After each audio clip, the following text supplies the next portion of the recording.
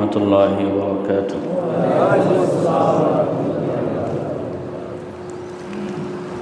الحمد لله نحمده ونستعينه ونستغفره ونؤمن به ونتوكل عليه ونعوذ بالله من شرور أنفسنا ومن سيئات أعمالنا من يهده الله فلا مضل له ومن يضلله فلا هادي له ونشهد أن سيدنا وسندنا وطبيبنا وطبيب قلوبنا ومولانا محمدا عبده ورسوله. قال الله تبارك وتعالى في كلامه المجيد والفرقان الحميد: أعوذ بالله من الشيطان الرجيم. بسم الله الرحمن الرحيم. حامين والكتاب المبين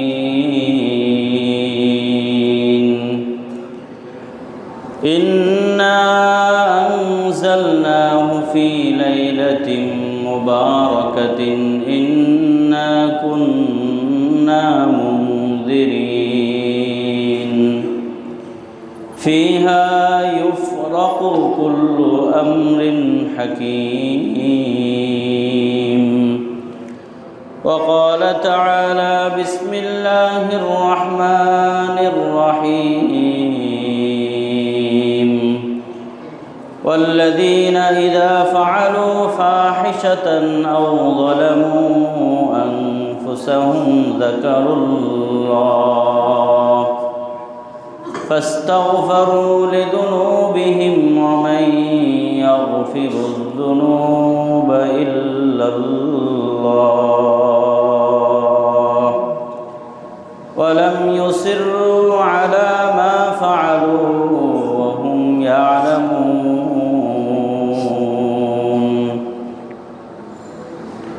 وعن سيدنا معاذ بن جبل رضي الله عنه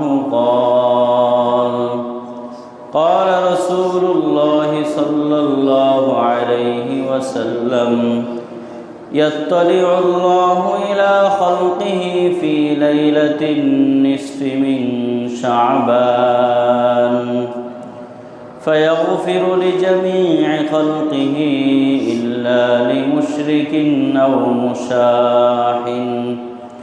رواه الإمام ابن حبان رحمه الله تعالى في صحيحه.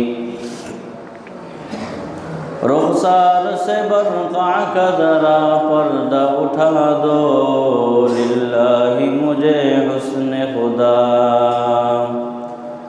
للہ مجھے حسن خدا داد دکھا دو.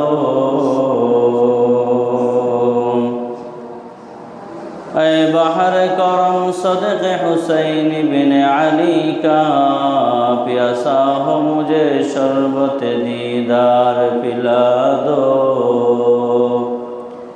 پیاسا ہو مجھے شربت دیدار پلا دو. میں دور ہوں مجبور ہو اے سید عالم، میں دور ہوں مجبور ہو اے سید عالم، دیدار دکھاتے نہیں آواز سنا دو، دیدار دکھاتے نہیں آواز سنا دو. محبت সাথে সবাই দুরূদ ইব্রাহিম পড়ি। اللهم صل على محمد وعلى آل محمد محمد كما صليت على إبراهيم وعلى آل إبراهيم إنك حميد مجيد اللهم بارك على محمد وعلى آل محمد كما باركت على إبراهيم وعلى آل إبراهيم إنك حميد مجيد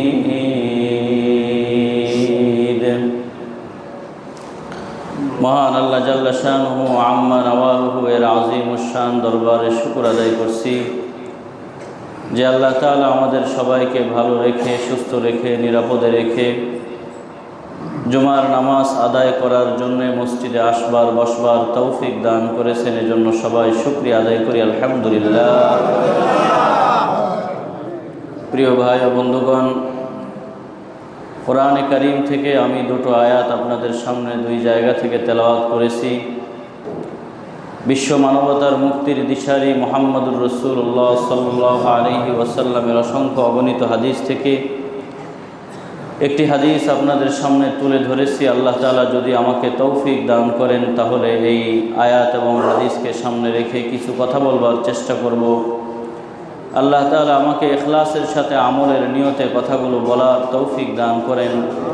যারা শুনছেন সবাইকে আল্লাহ তাআলা ইখলাসের সাথে আমলের নিয়তে কথাগুলো শোনার তৌফিক দান করেন। প্রিয় ভাই ও বন্ধুগণ, আজকে আরবি বর্ষের শাবান মাসের 10 তারিখ। বলতে বলতে রজব মাস শেষ হয়ে গেছে, শাবান মাসের 10 দিন চলে যাচ্ছে, আর মাত্র 20টা দিন পার হলেই আমাদের সামনে কাঙ্ক্ষিত প্রতীক্ষিত সেই মহামূল্যবান বরকতের মাস, ফজিলতের মাস রমাদানুল মুবারক। এজন্য দোস্ত, আজকে আপনাদের জন্য আমার প্রথম নসিহা থাকবে সেই দোয়া রাসূল আমাদের যেটা শিখিয়েছেন, এই দোয়াটা আরও বেশি বাড়িয়ে দেওয়া। আল্লাহুম্মা বারিক লানা ফি রজব ওয়া শাবান ওয়া বাল্লিগনা রমাদান। আল্লাহুম্মা বারিক লানা ফি রজব ওয়া শাবান ওয়া বাল্লিগনা রমাদান। রমজান মাস পর্যন্ত আমাদের হায়াত দীর্ঘায়িত হোক, এটা আমরা চাই কি চাই না? সবাই চাই তো? তাহলে এই দোয়া আমাদের বেশি পরিমাণে পড়তে হবে। হাঁটতে চলতে ফিরতে ফরজ নামাজের পর এই দোয়াগুলো আমাদের পড়তে হবে, তাহাজ্জুদের পর পড়তে হবে, আল্লাহ তাআলার কাছে হায়াত প্রার্থনা করতে হবে। দোস্ত, ইমামে আবু বকর আল-বাররাক রাহমাতুল্লাহি আলাইহি বলেন যে রজব মাসের দৃষ্টান্ত হলো খেতে ফসল লাগানোর মতো, শাবান মাসের দৃষ্টান্ত হলো ওই ফসলের মধ্যে পানি দেওয়ার মতো, আর রমাদান মাসের দৃষ্টান্ত হলো ওই ফসল কেটে ঘরে আনার মতো। সুবহানাল্লাহ। তাহলে বোঝা গেল, কেউ যদি ফসল কেটে ঘরে আনতে চায় কিন্তু ফসল না লাগায়, অথবা লাগাইছে ফসল কিন্তু সেই ফসল পরিচর্যা করে না, পানি দেয় না, আগাছা পরিষ্কার করে না, তাহলে তার বাড়িতে কোনো সময় ফসল উঠবে না। এই চিন্তা করা এটা ভুল চিন্তা, এটা আকাশ কুসুম কল্পনা করার মতো। দোস্ত, এই জন্য রমাদান মাসকে যদি আমাদের পেতে হয়, রমাদান মাসকে যদি যথাযথ মূল্যায়ন করতে হয়, রমাদান মাসকে যদি যথোপযুক্ত গুরুত্ব দিতে হয়, তাহলে এই চলমান শাবান মাসকেও আমাদের গুরুত্ব দিতে হবে, ঠিক কিনা বলেন? প্রিয় ভাই ও বন্ধুগণ, আগের জমানায় আল্লাহ তাআলা যে উম্মতদেরকে পাঠিয়েছেন, এই উম্মতরা হায়াত পেয়েছেন অনেক বেশি। যেই নবীদেরকে আল্লাহ তাআলা পাঠিয়েছেন ওই নবীরাও হায়াত পেয়েছেন অনেক বেশি। ইতিহাস থেকে পাওয়া যায় হযরত আদম আলাইহিস সালাতু ওয়াস সালাম হায়াত পেয়েছেন 960 বছর। হযরত শীস আলাইহিস সালাতু ওয়াস সালাম হায়াত পেয়েছেন 920 বছর। হযরত ইদ্রিস আলাইহিস সালাতু ওয়াস সালাম হায়াত পেয়েছেন 865 বছর। হযরত ইব্রাহিম আলাইহিস সালাতু ওয়াস সালাম হায়াত পেয়েছেন 175 বছর। আর নবী মূসা আলাইহিস সালাতু ওয়াস সালাম হায়াত পেয়েছেন 120 বছর। আর নবী নূহ আলাইহিস সালাতু ওয়াস সালাম কতদিন হায়াত পেয়েছেন আল্লাহ তাআলা আমাদের কোরআনে কারীমের সূরা আনকাবুতের মধ্যে বলেছেন, ওয়ালাকাদ আরসালনা নূহান ইলা কওমি ফালাবিথা ফীহিম আলফা সানাতিন ইল্লা 50 আমা। আমি নবী নূহ আলাইহিস সালাতু ওয়াস সালামকে তার উম্মতের কাছে পাঠিয়েছি। এই নবী নূহ আলাইহিস সালাতু ওয়াস সালাম 50 বছর কম 1000 বছর তিনি হায়াত পেয়েছেন, তাদের মধ্যে অবস্থান করেছেন এবং উম্মতকে দাওয়াত দিয়েছেন। 1000 থেকে 50 বছর মাইনাস করলে কত বছর হয়? 950 বছর। নবী নূহ আলাইহিস সালাতু ওয়াস সালাম হায়াত পেয়েছেন 950 বছর। ওই তুলনায় আমাদের নবীরও হায়াত কম, আমাদেরও হায়াত কম।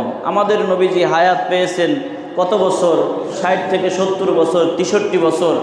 আর এই উম্মতের গড় আয়ও এরকমই, মা বাইনা 60 ইলা 70, 60 থেকে নিয়ে 70 বছর। ম্যাক্সিমাম মানুষ এই সময়ের মধ্যেই পৃথিবী থেকে বিদায় নেবে। কাজেই ও দোস্ত, মূল বয়ানে ঢোকার আগে আপনাদেরকে মেসেজ দিয়ে যাচ্ছি, যাদের বয়স 60 হয়েছে, যাদের বয়স 65 হয়েছে, যাদের বয়স 60 পেরিয়ে গেছে, 50 পেরিয়ে গেছে, মনে রাখবেন রসুল আমাদের হায়াতের যেই বাউন্ডারি দিয়েছেন, রসুল আমাদের হায়াতের যেই এহাতা নির্ধারণ করে দিয়েছেন, আমরা কিন্তু এর সীমানায় ঢুকে গেছি অথবা সীমানার কাছাকাছি পৌঁছে গেছি। কাজে এই জীবনকে যদি এখনই পরিবর্তন না করি, এই জীবনে পাপের রাশকে যদি এখন এই টেনে না ধরি, দোস্ত আর কবে টেনে ধরবো? আমাদের যাদের বয়স 30-32 হয়েছে, আমরাও প্রায় অর্ধেক হায়াত ক্রস করে ফেলছি, আমরাও আমাদের মৃত্যুর কাছাকাছি সময়ে চলে আসছি। দোস্ত, এজন্য এই উম্মতের হায়াত যেহেতু অনেক কম, কাজ অনেক বেশি, মিশন অনেক বেশি, কাজে আমাদেরকে আল্লাহ রাব্বুল আলামিন মায়া করে, দয়া করে, ভালোবেসে, মহব্বত করে তার অবারিত রহমতের ঝর্ণাধারা আমাদের উপরে প্রবাহিত করে আল্লাহ তাআলা আমাদেরকে কি করেছেন? আমাদেরকে কিছু গুরুত্বপূর্ণ, অতি গুরুত্বপূর্ণ রজনী দিন দিয়েছেন। বলে এই উম্মতের হায়াত কম হতে পারে, জহিরি দৃষ্টিতে বাহ্যিকভাবে উম্মত চিন্তা করতে পারে যে আগের আদ জাতি, সামুদ জাতি, বনি ইসরাইল অথবা আগের নবীদেরকে আল্লাহ অনেক হায়াত দিয়েছেন, তাই বলে তারা অনেক আমল করতে পেরেছে। হায়াত যত বেশি পেয়েছে তত আমল করেছে, হায়াত যত দীর্ঘ হয়েছে তত আল্লাহর বন্দিগি এবং দাসত্ব করেছে। আমাদের হায়াত কম হওয়ার কারণে আমরা তো এত আমল করার সুযোগ পাব না। এজন্য দোস্ত, আল্লাহ রাব্বুল আলামিন আমাদেরকে ভালোবেসে একমাত্র আমাদের রসুলের উসিলায় এমন কিছু দিন, এমন কিছু রাত্র, এমন কিছু মাস আমাদেরকে দিয়েছেন। এই মাসগুলোকে বান্দা যদি কাজে লাগায়, এই রাতগুলোকে বান্দা যদি কাজে লাগায়, এই অফার দেওয়া রাতগুলোকে, দিনগুলোকে বনি আদম যদি আমলের মাধ্যমে কাটাতে পারে, তাহলে আগের উম্মতরা 900 বছর, 200 বছর, 300 বছর, 400 বছর হায়াত পেয়ে আমল করে তারা যেই পরিমাণ সওয়াব তাদের আমল নামায় জমা করেছে, এই উম্মত অল্প হায়াত পেয়েও যদি এই বিশেষ বিশেষ রাত্রগুলোকে কাজে লাগাতে পারে, আল্লাহ তাদের আমল নামায় ওই পরিমাণ সওয়াব দিয়ে দিবে। দোস্ত, ওই মাসসমূহের মধ্য থেকে একটা মাস হলো এই শাবান মাস, যেই মাসটার দাম অনেক বেশি। নবী করিম আলাইহিস সালাতু ওয়াস সালাম বলেন, অন্যান্য নবীদের মর্যাদা, আমার মর্যাদা অন্যান্য নবীদের উপরে যেমন বেশি, অন্য কোনো নবীর সাথে যেমন আমার কোনো তুলনা হয় না, অন্য কোনো নবীর সাথে যেমন আমার কোনো তুলনা চলে না, ঠিক তেমনইভাবে শাবান মাসের সাথে অন্য কোনো মাসের তেমনই তুলনা চলে না। এই শাবান মাস অন্যান্য মাসের উপরে এতটাই শ্রেষ্ঠ, আর আল্লাহর সাথে বান্দার সাথে যেমন তুলনা চলে না, শ্রেষ্ঠত্বের দিক থেকে, মর্যাদার দিক থেকে, অভূতপূর্ব সাফল্যের দিক থেকে, কোনো দিক থেকে বান্দার সাথে, খালেকের সাথে, মাবুদের সাথে, আবেদের সাথে যেমন কোনো তুলনা হয় না, ঠিক তেমনইভাবে রমাদান মাসের সাথে অন্য কোনো মাসেরও তুলনা হয় না। আল্লাহু আকবার। এজন্য দোস্ত, এই শাবান মাস অনেক গুরুত্বপূর্ণ হওয়ার কারণে আমাদেরকে গুরুত্ব দিতে হবে। 2 নম্বর বিষয় হলো, এই শাবান মাসটা দামি হওয়ার পেছনে একটা গুরুত্বপূর্ণ কারণ হলো, এই শাবান মাসে একটা রজনী আছে, একটা রাত্র আছে। এই রাত্রটার দাম, অনেক মূল্য, সীমাহীন মূল্যবান। এই রাত্রটা যেটা আজকে 10 তারিখ, আগামী 15 তারিখ, 14 তারিখ দিবাগত রাত্রে যেই মাসটা আমাদের, যেই রজনীটা আমাদের সামনে আসতেছে, বলেন তো সেটা কি রজনী? শবে বরাত। বলেন কি রজনী? শবে বরাত। একেবারেই সন্নিকটে চলে আসছে এই শবে বরাত। একটা বছর পর একদিন আমাদের মাঝে আসে শবে কদর, একটা বছর পর একদিন আমাদের মাঝে আসে। দোস্ত, হাদিসের মধ্যে আসছে, মুসনাদুল ফিরদাউসের মধ্যে আল্লামা দাইলামী রহমতুল্লাহ আলাই হাদিস এনেছেন, খামসু লায়ালিন লা ইউরাদ্দু ফীহিন্না দুআ, খামসু লায়ালিন লা ইউরাদ্দু ফীহিন্না দুআ।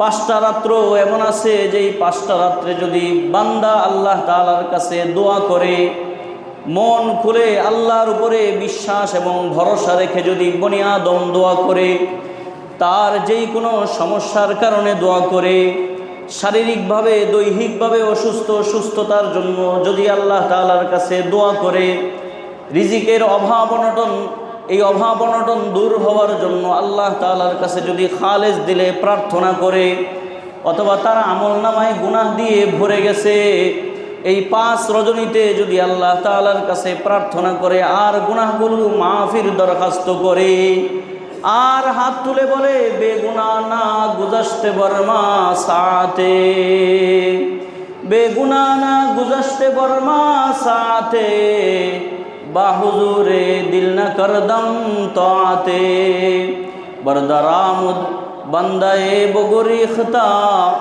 আবরুয়ে খুতবা ইসিয়ারে খতা, মগফিরত দারদ উম্মীদ আজ লুৎফে তু, যাকে খুদ ফরমুদায়ে লা তাকনাতু। বান্দা যদি আল্লাহ তাআলার কাছে হাত তুলে বলে, আল্লাহ আমি প্রাপ্তবয়স্ক হওয়ার পরে এই পর্যন্ত মাওলায়ে কারীম ও মাবুদ, আপনি আমাকে ভালোবেসে মহাব্বত করে এই পর্যন্ত আমার হায়াতকে দীর্ঘায়িত করেছেন, তবে দুঃখজনক হলেও সত্য, আমি আমার এই পূর্ণ হায়াতকে আপনার আদেশ নিষেধ আমি মেনে চলতে পারি নাই। আমার এই হায়াতের মধ্যে আমি মাবুদ আপনার কত নাফরমানি করেছি। মাওলা, যদি আপনি চাইতেন, আপনি ইচ্ছা পোষণ করতেন, সিদ্ধান্ত নিতেন, আমার এই হাতের কার্যক্ষমতা আপনি বন্ধ করে দিবেন। আমি চোখ দিয়ে এত গুনাহ করেছি, আমার চোখের দৃষ্টি শক্তিকে আপনি কেড়ে নিয়ে যাবেন। আমি পা দিয়ে এত অপরাধ করেছি, মাবুদ যদি আপনি চাইতেন, ইচ্ছা পোষণ করতেন কিংবা সিদ্ধান্ত নিতেন, আমার পাকে আপনি পঙ্গু করে আমাকে ঘরে বসিয়ে রাখবেন, তাহলে অপরাধ করার কারণে, গুনাহের কারণে আল্লাহ পারতেন কি পারতেন না? অবশ্যই আল্লাহ পারতেন। এই কথাগুলো বলে যদি আমি শবে বরাতের পবিত্র রজনীতে হাত তুলে মাবুদের দরবারে বলি, আল্লাহ আমার গুনাহের কোনো অন্ত নাই, সীমা নাই, সাগর পরিমাণ গুনাহ আমার হয়ে গেছে, আসমান জমিনের মাঝখানের এই খালি জায়গাটা আমার গুনাহ দিয়ে হয়তো ভরে যাবে। দোস্ত, চোখের কোণায় পানি এনে 1-2 ফোঁটা পানিকে যদি মাটিতে ঝরিয়ে আপনি আল্লাহ তাআলার কাছে প্রার্থনা করতে পারেন, রাসূলের হাদিস সাক্ষী, আপনি যা বলে যা প্রার্থনা করবেন, আল্লাহ তাআলা এই পবিত্র রজনীর বরকতে আপনার সব প্রার্থনাগুলোকে কবুল এবং মঞ্জুর করে নেবেন। বলতেছিলাম 5 রজনীতে রব্বুল আলামিন বান্দা আল্লাহ তাআলার কাছে যেই দোয়া করে সেই দোয়া কবুল করে। 1 নম্বর শবে বরাতের রজনী, 2 নম্বর আউয়ালু লাইলাতিন মিন রজব, রজবের প্রথম রাত্র যেটা অতিবাহিত হয়ে গেছে, আর 3 নম্বর লাইলাতুল কদর তথা কদরের রজনী, শবে কদরের রাত্র, যেটা রমাদান মাসের 27 তারিখে আমাদের সামনে আসে। আর 4 নম্বর হলো ঈদুল ফিতরের রাত্র। ঈদুল ফিতরের অনেক আনন্দময় রাত্র, বেশি আনন্দের কারণে মানুষ আল্লাহকে ভুলে যায়, আল্লাহর কথা স্মরণ করে না, আল্লাহকে কেউ ডাকে না, অথবা যারাই ডাকে তাদের কথা আল্লাহ তাআলা এমন সময়ে আল্লাহ সিদ্ধান্ত নেন, এই আনন্দের কারণে অতিশয় আনন্দে আমার বান্দারা আমাকে ভুলে গেছে। কিন্তু আমার কিছু কিছু বান্দা আমার শুকরিয়া আদায় করার জন্য মসজিদে চলে আসে, অথবা বাড়ির কোনো নির্জন জায়গায় বসে আমি আল্লাহকে ডাকে আর বলে, আল্লাহ রমাদান মাসকে পার করার তৌফিক দিয়েছেন 27 তারিখ পর্যন্ত, 29 তারিখ পর্যন্ত আমার হায়াতকে আপনি দীর্ঘায়িত করে দিয়েছেন। আমি এই আমি যে এই ঈদুল ফিতরটা পাবো একমাত্র কার অনুগ্রহে? আল্লাহর অনুগ্রহে। কাজেই যদি ঈদুল ফিতরের রাত্রে আল্লাহর কাছে বান্দা কিছু চায়, আল্লাহ ওই হাত খালি ফিরাইয়া দেন না। আর 5 নম্বর ঈদুল আযহা তথা কোরবানির রজনী, কোরবানির ঈদের রজনীতে আল্লাহর কাছে বান্দা যদি কিছু চায়, আল্লাহ তাআলা সেই হাতও খালি ফিরাইয়া দেন না, আল্লাহ কবুল করে নেন। বোঝা গেল এই 5টা রাত্র আমাদের সামনে আসতেছে, আমাদের সামনে আসে বছরে ঘুরে ফিরে। এই 5টা রাত্র আমাদেরকে টার্গেটে রাখা, যাতে করে আমি আমার সব মনের কথাগুলো, আমি আমার মনের বেদনা দুঃখগুলো আমার মালিকের সামনে পেশ করতে পারি। অনেক সময় মোনাজাতে হাত তুললে মনে থাকে না কি বলবো আল্লাহর কাছে, আল্লাহর কাছে যে কি চাইবো এটা মাথায় থাকে না, মাথা থেকে হারিয়ে যায়, ভুলে যায়। এজন্য প্রয়োজন এখন থেকে নোট করে রাখেন, একটা ছোট নোটস বুক কিনে এটার মধ্যে আপনি লিপিবদ্ধ করে রাখেন। এই সমস্যা 1, সমস্যা 2, সমস্যা 3। বলেন যে আল্লাহ এক সমস্যা সমাধান করতে পারেন, ওই আল্লাহ 1000 সমস্যা সমাধান করতে পারেন কি না? অবশ্যই পারেন। ওই বিশ্বাসটা রেখে আমাকে চাইতে হবে। দোস্ত, এরপরে কথা হলো এই শবে বরাত, সব মানে হলো রাত্র, এটা ফার্সি শব্দ, আর বারাত এটা আরবি শব্দ। বারাত মানে হলো মুক্তি। তাহলে দুটো মিলিয়ে অর্থ হয় মুক্তির রজনী, মুক্তির রজনী। এই সব শব্দটা ফার্সি শব্দ, যার কারণে অনেকেই বলেন যে শবে বরাতের কোনো অস্তিত্ব কোরআন হাদিসে পাওয়া যায় না। এজন্য আমাদের দেশের অনেকের বক্তব্য হলো শবে বরাত পালন করা বেদাত। বেদাত বলে আর দলিল পেশ করে যে শবে বরাত এই শব্দটা কোরআন হাদিসে পাওয়া যায় না, এজন্য এটা বেদাত। আপনাদেরকে একটা জবাব শিখাইয়া দেই। দোস্ত, আমরা নামাজ পড়ি, রোজা রাখি, বলেন পড়ি কি পড়ি না, রাখি কি রাখি না? এই নামাজ শব্দটা ফার্সি শব্দ, রোজা শব্দটা ফার্সি শব্দ। এই রোজা শব্দটাও সরাসরি কোরআনের মধ্যে পাওয়া যায় না। কেন পাওয়া যায় না? কারণ রোজা হলো ফার্সি শব্দ, আর আল্লাহ কোরআন নাজিল করছেন কোন ভাষায়? আরবি ভাষায়। তাইলে ফার্সি ভাষার শব্দ আরবি ভাষায় নাজিল হওয়া কোরআনের মধ্যে থাকবে না, এটাই স্বাভাবিক। তবে না থাকলেও কোনো সমস্যা নাই।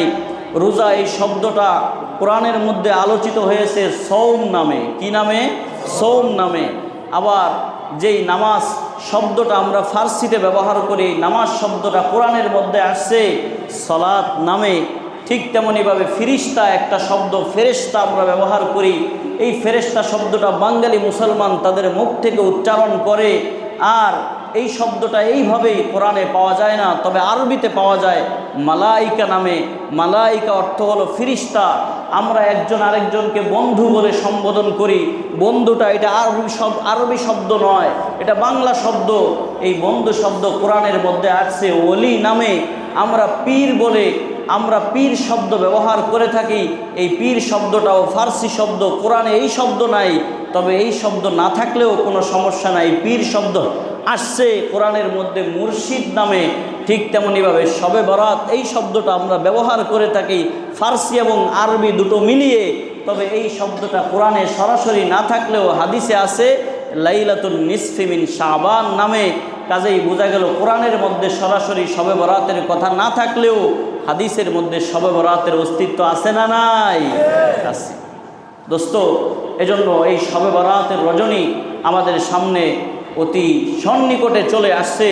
কাজেই এখন থেকে শবে বরাতের রজনীটাকে কিভাবে নেক আমলের মাধ্যমে কাটানো যায় আমাদেরকে প্রস্তুতি নিতে হবে। এরপরে আপনাদেরকে গুরুত্বপূর্ণ হাদিস শোনাই।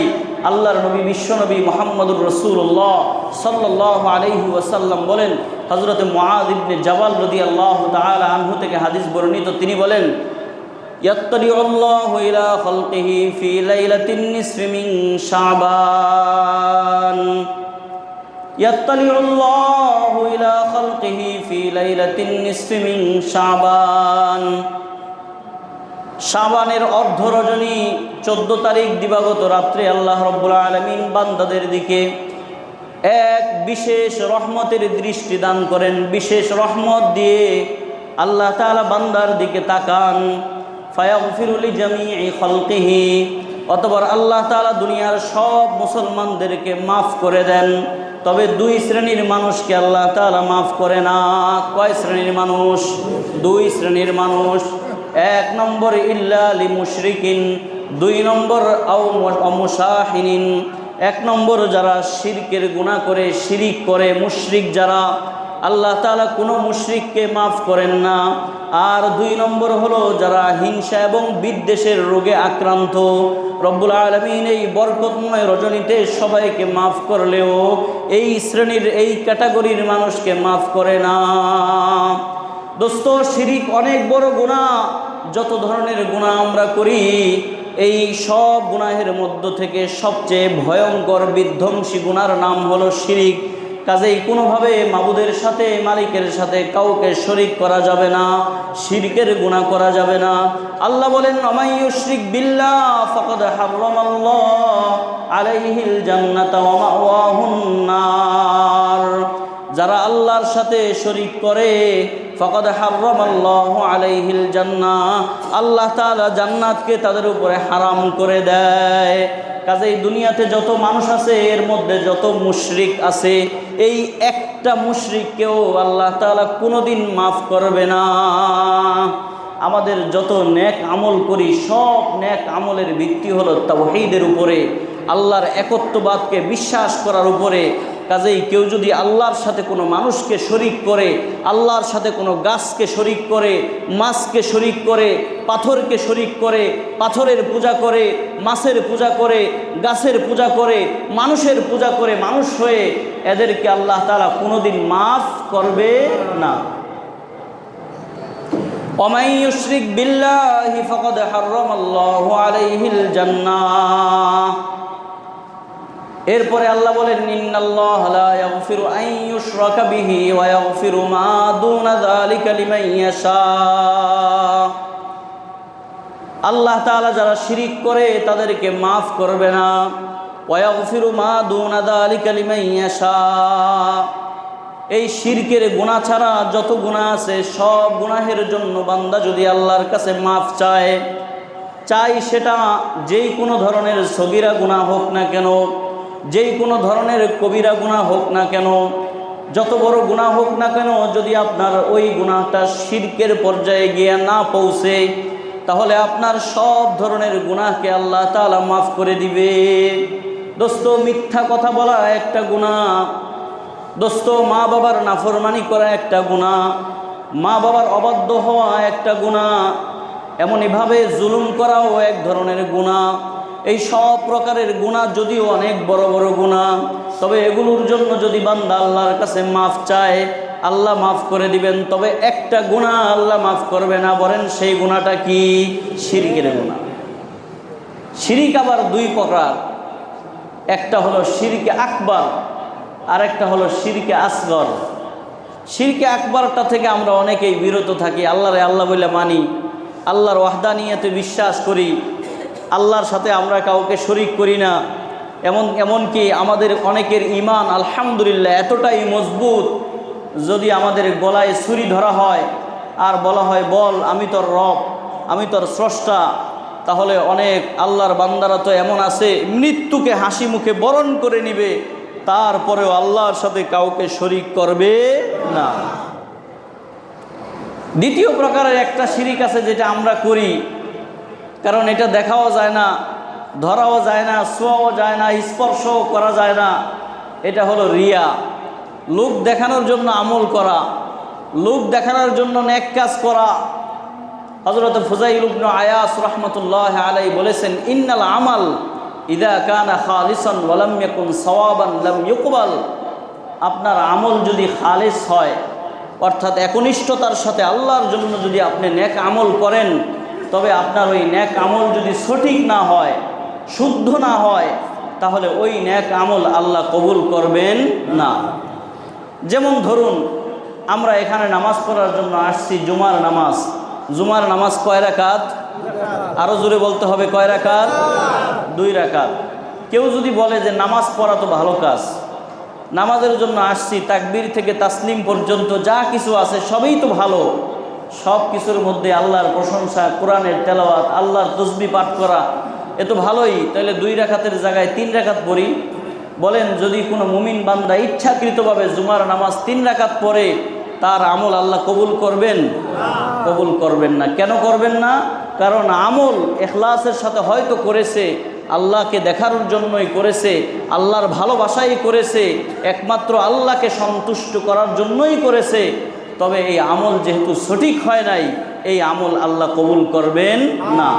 এর বিপরীতটা যদি হয় যে আমল সঠিক, আমল 2 রাকাতেই করেছে, জুমার নামাজ 2 রাকাতেই পড়েছে, যেথায় যা করার দরকার সেথায় তাই করেছে, রুকুতে গিয়ে 3 তাসবিহ পড়েছে, সিজদায় গিয়ে 3 তাসবিহ 5 তাসবিহ পড়েছে, কেরাত ঠিক মতো পড়েছে, রুকু সিজদা ঠিক মতো করেছে, সালাম ঠিক মতো ফিরিয়েছে, তবে সমস্যাটা হলো তার উদ্দেশ্য হলো আল্লাহকে দেখানো নয়, বরং তার পিছনে কোনো নেতা দাঁড়িয়ে আছে, তার পিছনে কোনো আত্মীয় দাঁড়িয়ে আছে, অথবা তার বাবা দাঁড়িয়ে আছে, শ্বশুর দাঁড়িয়ে আছে, তাকে দেখানো উদ্দেশ্য। যদি আল্লাহকে দেখানো উদ্দেশ্য না হয়ে বান্দাকে দেখানো উদ্দেশ্য হয়, এই রিয়া যদি কারো মধ্যে থাকে, বলেন তার ওই আমল আল্লাহ কবুল করবেন? করবেন। তাহলে বোঝা গেল আমলের ক্ষেত্রে মূল থিওরি হলো 2টা, আমলের ক্ষেত্রে মূল বিষয় হলো 2টা। 1 নম্বর হলো আমলটা সঠিক হতে হবে, 2 নম্বর আমলটা হতে হবে কার জন্য? আল্লাহর জন্য। আর এই আল্লাহর জন্য হওয়া, এটাকেই বলা হয় রিয়া মুক্ত আমল।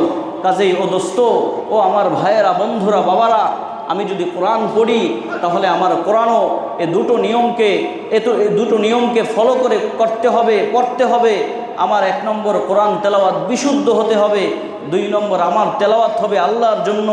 তাহলেই বান্দা যদি আল্লাহর জন্য তেলাওয়াত করে, তাহলে রসুলের হাদিসের ঘোষণা অনুযায়ী আপনি তো কোরআন পড়েন না, বরং কোরআন পড়ার আড়ালে আবডালে আপনি সরাসরি কোরআন যেই মালিকের পক্ষ থেকে নাজিল হয়েছে ওই মালিকের সাথে সরাসরি কথা বলতে। ও আমার ভাইয়েরা, এজন্য এই শবে বরাতে আল্লাহ তাআলা প্রথম প্রকার যাদেরকে মাফ করবেন না তারা হলো মুশরিক। আর 2 নম্বর হিংসা এবং বিদ্বেষ যাদের মধ্যে আছে, আল্লাহ তাআলা তাদেরকেও মাফ করবে না। পৃথিবীর ইতিহাসে 2টো ঘটনা, 2টো চাঞ্চল্যকর ঘটনা, 2টো স্মরণীয় ঘটনা, এই 2টো ঘটনার সূত্রপাত হয়েছে এই হিংসা এবং বিদ্বেষকে কেন্দ্র করে। 1 নম্বর নবী আদম আলাইহিস সালাতু ওয়াস সালাম এবং ইবলিস, এই 2 জনের মধ্যে যেই ঘটনার সূত্রপাত হয়েছিল, এটাও হিংসাকে কেন্দ্র করেই। আল্লাহ তাআলা আদম আলাইহিস সালাতু ওয়াস সালামকে সিজদা করার জন্য বললেন ইবলিসকে। ইবলিস বলল, খলাকতানি মিন নার ওয়া খলাকতাহু মিন তিন। আল্লাহ আমারে আপনি বানাইছেন আগুন দিয়া, আর নবী আদমকে বানিয়েছেন মাটি দিয়া। মাটির বৈশিষ্ট্য নিচে থাকে, মাটি সবসময় নিচে থাকে, মাটি অবনমিত। আর আগুনের বৈশিষ্ট্য উপরে ওঠা। আমি তো তার থেকে শ্রেষ্ঠ, আমি তাকে সিজদা করতে যাব কেন? বলেন, এই ঘটনার সূত্রপাত। আল্লাহ ইবলিসের উপরে রাগ হয়েছেন, আল্লাহ ইবলিসকে চিরকালের জন্য অভিসম্পাত করেছেন, ধ্বংস করে দিয়েছেন। ইবলিসের জন্য জান্নাত নাই, ইবলিস সারা জীবন কোনোদিন চাইলেও জান্নাতে প্রবেশ করতে পারবে না, আল্লাহর সিদ্ধান্ত মেনে নিতে পারে নাই। এর মূল কারণটা কি ছিল? হিংসা এবং বিদ্বেষ। হিংসা এবং বিদ্বেষের কারণে সে আল্লাহর ওই সিদ্ধান্তকে মেনে নিতে পারে নাই, আল্লাহর সামনে উল্টো দলিল পেশ করেছে। আল্লাহ তাআলা এটা সইতে পারে নাই। দোস্ত, ইবলিসকে আল্লাহ তাআলা দুনিয়াতে পাঠিয়ে দিয়েছে। এই ইবলিস এখন আমাদের সবার ঘাড়ে চেপে বসছে। যেই কোনো অন্যায়, অপরাধ আর অপকর্ম করার পিছনে ইবলিস কলকাঠি নাড়ে। ইবলিস আমাদেরকে ধ্বংস করার জন্য সর্বদা পায়তারা করে যাচ্ছে। দোস্ত, এই জন্য ইবলিসকে কোনোভাবেই খুশি করানো যাবে না। আমরা মুমিন মুসলমানরা একমাত্র খুশি আর রাজি করব কাকে? 2 নম্বর যেই ঘটনা হিংসা এবং বিদ্বেষকে কেন্দ্র করে হয়েছে, সেটা হলো আদম আলাইহিস সালাতু ওয়াস সালামের 2 সন্তান, একজন হাবিল, 2 নম্বর কাবিল। এই 2 সন্তান ঝগড়া করেছে, এরপরে একজন আরেকজনকে মেরে ফেলছে। এরও মূল কারণ ছিল হিংসা এবং বিদ্বেষ। কারণ আল্লাহ তাআলা হাবিলের কোরবানিকে কবুল করেছিলেন, হাবিলের কোরবানি আল্লাহ তাআলা গ্রহণ করেছেন, মঞ্জুর করেছেন। এটাই কাবিলের সহ্য হয় নাই। ওরটা আল্লাহ কবুল করলো, আমারটা কবুল করলো না কেন? ও যেই বাপের বেটা, আমিও তো সেই বাপের এই বেটা। ও যেই বাবার সন্তান, আমি তো সেই বাবার এই সন্তান। ওর বাবা যেমন নবী, আমার বাবাও তো সেই নবী। কাজেই তারটা কবুল করা হবে, আমারটা কবুল করা হবে না। কাজেই যিনি কবুল করছেন তাকে তো আর কিছু বলা যায় না। এজন্য যারটা কবুল করা হয়েছে তাকে মেরে ফেলার সিদ্ধান্ত নেওয়া হয়েছে। দোস্ত, এজন্য হিংসা এবং বিদ্বেষ এটা আমাদের সবার মধ্যেই কম বেশি আছে। মসজিদে বসে মানেন আর না মানেন, স্বীকার করেন আর না করেন, বিশ্বাস করেন আর না করেন, আমাদের সবার মধ্যে কম বেশ হিংসা আছে না নাই? আছে। হিংসা হলো কোনটা?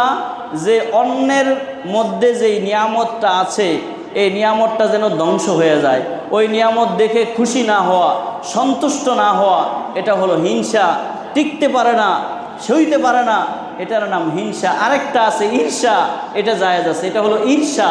ঈর্ষার অর্থ হলো যে তার মধ্যে যেই নিয়ামত আছে, তাকে আল্লাহ তাআলা কোরআনের হাফেজ বানিয়েছে, ভালো চাকরির ব্যবস্থা করে দিয়েছে, অথবা যেই কোনো সফলতা তাকে ছুঁয়ে বসছে, পেয়ে বসছে, আপনি মনে মনে বললেন, আল্লাহ এই ছোট্ট মাসুম বাচ্চাটা কত সুন্দর কোরআন পড়ে, কত চমৎকারভাবে আল্লাহর কোরআন তেলাওয়াত করে আল্লাহর কোরআনের হাফেজ হয়ে গিয়েছে।